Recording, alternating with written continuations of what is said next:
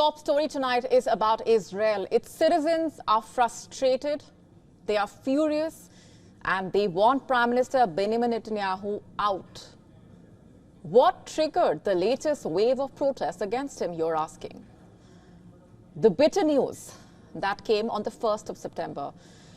Not only were 6 Israeli hostages in Gaza found dead, all 6 were killed just hours before Israeli soldiers found their bodies. Each died by multiple gunshot wounds to the head. And as the news came about their gruesome killing, the response from many Israelis was spontaneous and widespread.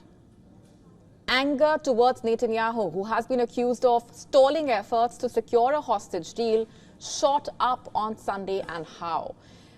Nearly 500,000 Israeli citizens took to the streets, protesting on bridges, blocking highways, and marching through cities across the country. Israel's largest labor union called for a general strike on Monday, in fact, and threatened to shut down the entire Israeli economy. By Monday morning, the strike was extended by Israeli workers and civil aviation companies.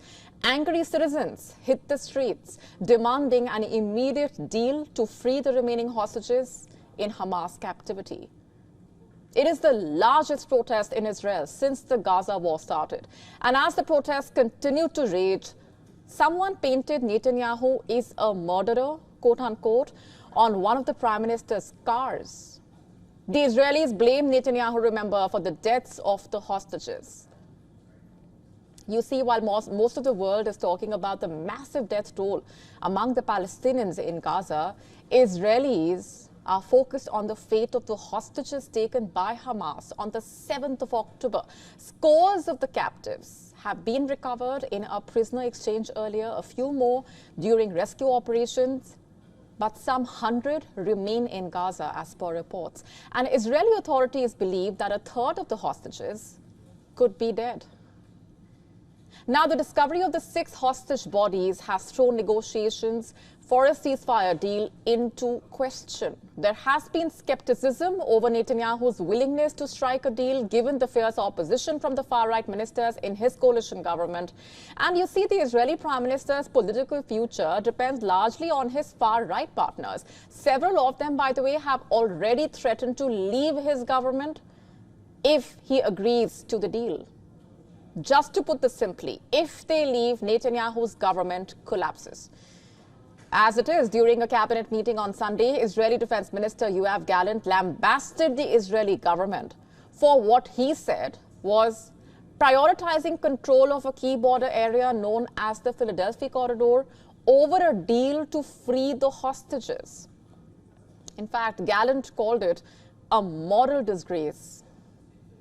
Just a quick recap here. In the original Gaza ceasefire and hostage release deals proposal that was floated by US President Joe Biden in the month of May, Netanyahu demanded that Israel will retain the control of the Philadelphia corridor. It is a 13 to 14 kilometers strip of land along the Gaza-Egypt border. It is currently controlled by the IDF.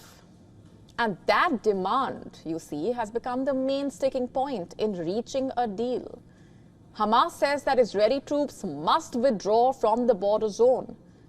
But Netanyahu says control of the corridor is needed to prevent Hamas from resuming arms smuggling through tunnels underneath it. That's what he says.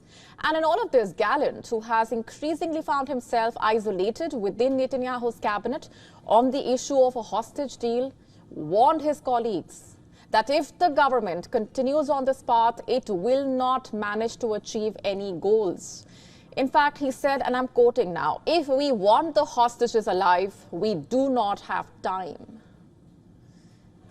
The discovery of the hostage bodies has also sparked criticism of the Biden administration's Gaza ceasefire strategy.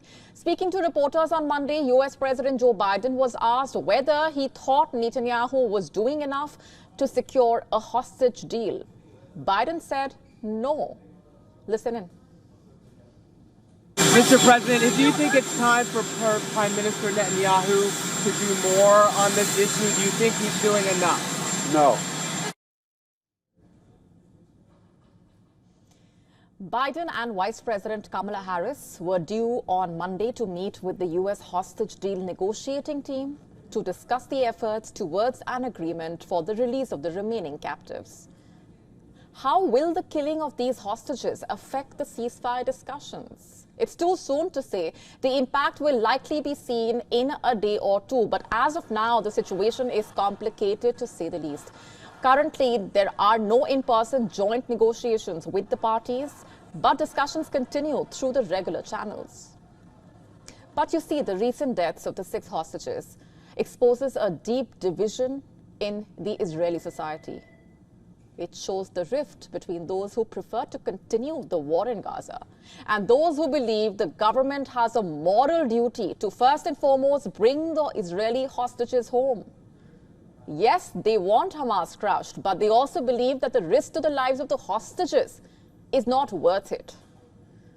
In fact, they blame one person, Netanyahu. They believe he has neglected them for far too long. They say that the 6 hostages could have been saved had the Israeli forces reached them sooner. They would have been brought back home, been with their families, had Netanyahu agreed to a deal. They would have been safe had Netanyahu not allowed the massive intel failure that led to the Hamas attack on the 7th of October. On the streets, this sentiment is the most palpable.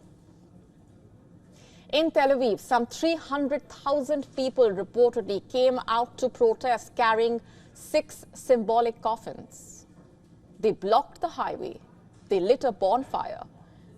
But their demonstration was met with police action, who threw stun grenades and blasted water cannons at the protesters, detaining 29 of them, as per reports. In Jerusalem, thousands shouted and blew whistles outside the Prime Minister's office. Across Israel, the citizens have only one demand. We will not give this government a moment of quiet until all the hostages are released, quote unquote. And so as rage and despair rock Israel, will this people-led movement bring Netanyahu down? We will have to wait and watch. To stay up to speed with the latest news, download the WION app and subscribe to our YouTube channel.